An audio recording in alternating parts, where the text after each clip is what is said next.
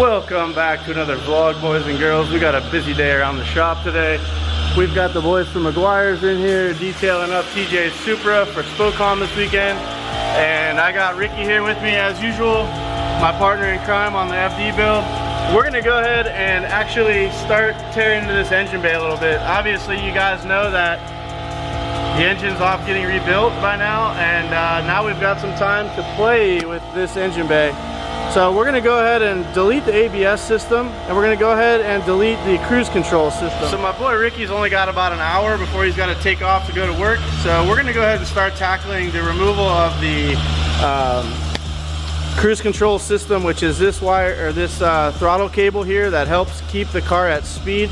And then this module here, which does a lot of science shit that I don't know about. So we're gonna pull that out. We're gonna pull that out, which will allow us to eliminate all of these lines that run across the top of the bay. And that'll really clean up the engine bay a lot, especially along the top layer where you really see when you pop the hood. So I like that. I like super clean engine bays. I'm not into shaved engine bays. I like you being able to see what's going on, but getting rid of some of that stuff up top actually really helps unclutter the mess. So we're gonna go ahead and remove that today. It's time to put the apron on, boys, and get shit done.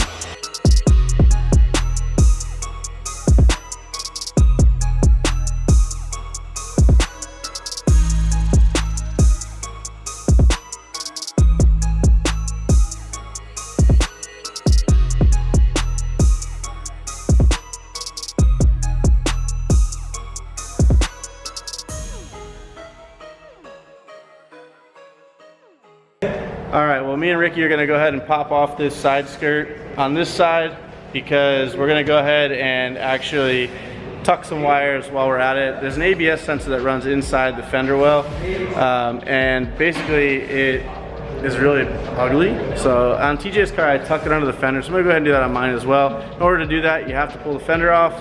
So we're gonna go ahead and knock that out.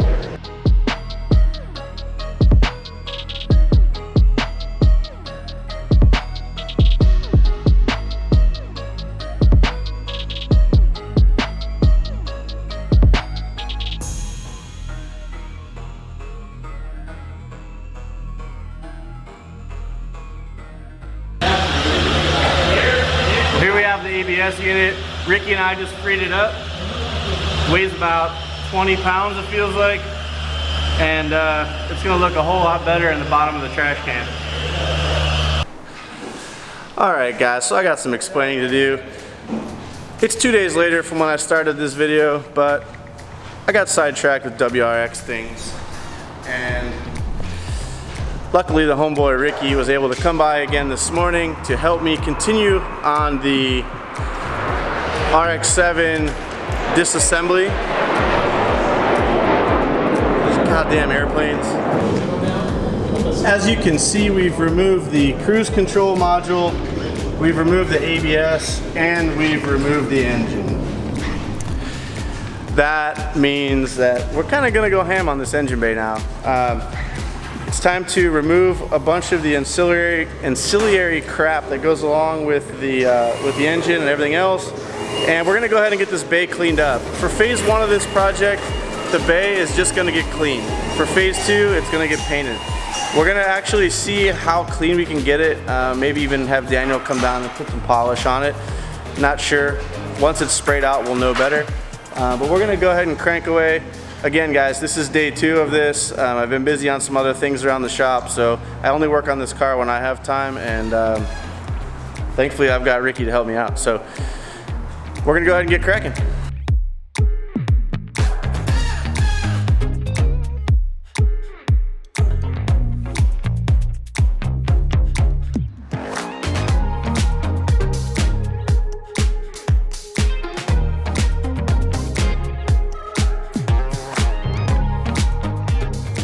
Right now I'm trying to remove the power steering lines, but one of the bolts is stripped and I'm just gonna cut it off. You're just gonna cut it off? Yep.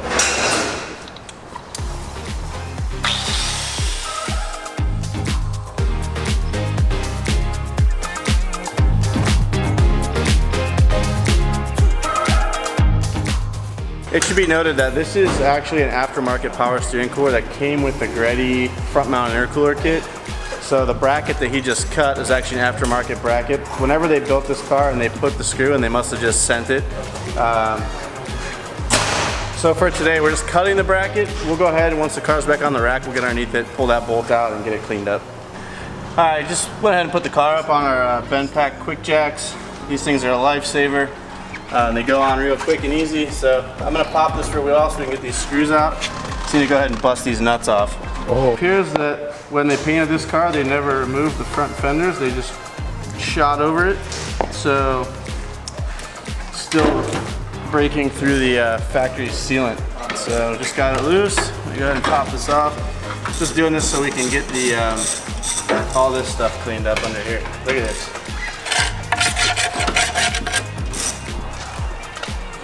All right, so we're making some good headway. We got the washer bottle out. Ricky's got a few other bits out. We got the side skirt off, the fender off. Probably got about another hour or two I can put it on this thing before I got to start doing actual work on real cars. Well, on shop cars, not real cars. This is actually a real car. But anyway, hey, I want to give a shout out to Timmy behind the camera. Hey. What's up, guys? He's giving you the awesome third-person look into what we're doing today instead of just sitting on a tripod, which is dope. So thanks, Tim. You can follow him down below. Check out his Instagram. Give him a like, give him a follow, leave a comment for him. So just removing the remaining portions of the ABS system. Since we've removed the mechanism in the engine bay and all the lines, we no longer need the wheel speed sensors. So just go ahead and pulling those off. So we'll no longer have any sort of traction control, but we don't need no traction control. Thanks to the boys at JDM of California. They've gone ahead and sourced us a 13B. It's 4 weeks out. So TJ's been kind enough to let me dip into his engine, and I'm gonna replace the parts when that engine gets here. So thanks to JDM of California for hooking us up. We appreciate all the support. And yeah, so let's get cracking on this thing. I'm not sure if you told lies, but I don't care, it's all forgotten now. We're holy when we touch anyhow. Holy when we touch anyhow. All right, so a little time lapse we gave you was the beginning part of the breakdown. Went ahead and killed the camera for the end of it just because we were just crushing the battery and our memory card. So that's where we are right now. We've got basically a bare block. Everything's here on the table. And underneath, the old turbo setup. And yeah, this thing's seen better days. This is a 94 spec engine. Now's the fun part. Ricky started putting a lot of the parts that we took off into boxes. We're gonna go ahead and put that stuff aside, and then we're gonna crack into this motor and see what it looks like inside. I'm excited. All right, boys, we're about to call it a night. It's pretty late here in San Diego. We got this motor pulled apart, and sadly we ran out of, we got plenty of talent, but we ran out of tools, unfortunately. So We ran out of muscle. We ain't got no muscle. we did some pretty creative things to try to get this motor completely disassembled. Unfortunately, we don't have the ability to get the rear nut off of the back of the engine to get the rotors apart. So we're gonna let the experts handle it. Gonna run this thing up to DNA Garage tomorrow morning and see what we got inside. Hopefully we've got some usable rotor housings and other bits that we may need for the rebuild. So here's how she looks. Packed up in the back of the old Lex. Like a baby. Like a baby. Ready to go off to the shop. So that's a wrap on our little 3-part series. Thank you, Mr. Ricky, for all the help. No problem. Stopping by before going to work every day to help me out. And after. Yeah, and after today. So Yeah. wait, let's do a little rundown. So we cleaned up the engine bay as far as got rid of some stuff we don't need. That's going to make the engine look much better when we get it back and get everything cleaned up. We got the motor, the new motor, or the extra motor, torn down as far as we could. Gonna drop that off at DNA Garage tomorrow. And the next thing for the RX-7 is a nice power wash and spa day for the engine bay. So we'll see. I'll keep you guys updated. Hang in there. Thanks for watching. Peace out.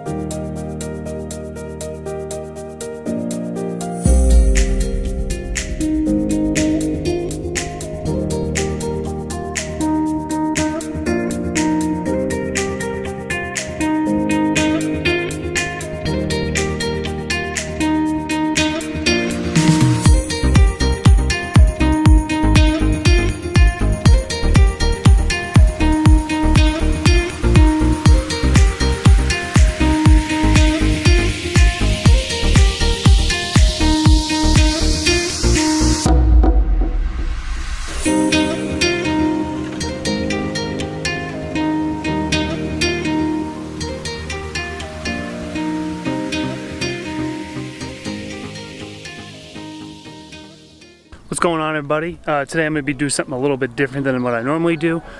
So if you guys don't know, I'm actually a part of throttl's BA program, so brand ambassador program. Basically, throtl is a one-stop shop for all car parts. So basically any car that you own, whether it's an Audi, a Volkswagen, a Subaru, or a Honda, you can, and beyond brands other than the ones I just mentioned, you can get parts for your car, whether that's modifications, stock parts, used parts. You can also sell parts as well.